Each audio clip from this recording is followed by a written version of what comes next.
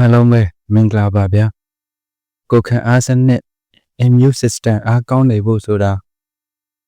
သိပ္ပံနည်းကျလေ့လာချက်များအရ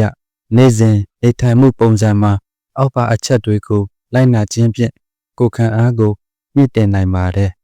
အာဟာရပြည့်ဝစွာစားသုံးပါကိုခံအားဆဲတွေကျန်းမာဖို့အတွက်ဗီတာမင်နဲ့သတ္တုဓာတ်တွေလိုအပ်ပါတယ်ဗီတာမင် C လေမော်သီးရှောက်သီးငရုတ်ပွားသီးနဲ့ဟင်းနုနွယ်တို့မှာပါဝင်ပြီးယောဂပိုးတွေကိုတိုက်ခိုက်တဲ့ဆဲတွေကိုအားပေးပါတယ်ဗီတာမင် D နေရောင်ခြည်ကနေရရှိနိုင်တယ်လို့ငါးနဲ့ဥအမျိုးမျိုးမှာလည်းပါဝင်ပါတယ်ဆက်အသားအစိတ်အဆန်နဲ့ပဲအမျိုးမျိုးမှာပါဝင်ပြီးကိုခံအားဆဲအသစ်တွေထုတ်လုပ်ဖို့ကူညီပေးပါတယ်အေးရေဝဝအိပ်ဆက်ပါကျွန်ုပ်တို့ပြပျော်နေချိန်မှာကိုခံအားစနစ်ကစိုက်တိုနိုင်လို့ခေါ်တဲ့ပရိုတင်းတစ်မျိုးကိုတော့လွတ်ပါတယ်ဒါဟာရောင်ရမ်းမှုနဲ့ယောဂပိုးတွေကိုတိုက်ဖြတ်ရမှာအရေးပါပါတယ်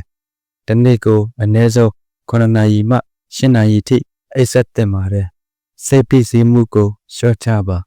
စိတ်ပိစီးမှုများတဲ့အခါခန္ဓာကိုယ်ကကော်တီဆိုဟော်မုန်းတွေထုတ်လွှတ်ပြီးဒါကကိုယ်ခံအားစနစ်ရဲ့လှုပ်ဆောင်ချက်ကိုနှေးကွေးစေပါတယ်တရားထိုင်ခြင်းသက်ရှူလေ့ကျင့်ခန်းလုပ်ခြင်းသို့မဟုတ်ဝါဒနာပါရာတစ်ခုခုကိုလှုပ်ခြင်းဖြင့်စိတ်ကိုအပန်းဖြေပါ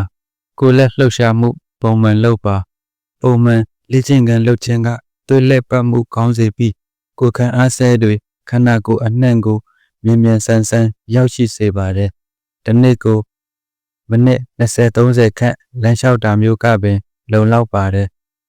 ရေဓာတ်ပြေဝပါစေရေတောက်ခြင်းကသွေးထဲကအဆိပ်အတောက်တွေကိုပယ်ရှားပေးရုံနဲ့မကပဲကိုယ်ခံအားစနစ်ရဲ့အစိတ်အပိုင်းတစ်ခုဖြစ်တဲ့ပြန်ရည်စီးဆင်းမှုကိုအားကောင်းစေပါတယ်တကူရည်တန့်ရှင်းရေးဂရုစိုက်ပါဒါကတော့အခြေခံအကျဆုံးခံချက်ပါလက်ကိုစနစ်တကျစေကြောခြင်းကယောဂပိုးမွှားတွေခန္ဓာကိုယ်ထဲမဝင်ခင်မှာတင်ကြိုတင်တားဆီးပေးပါတယ်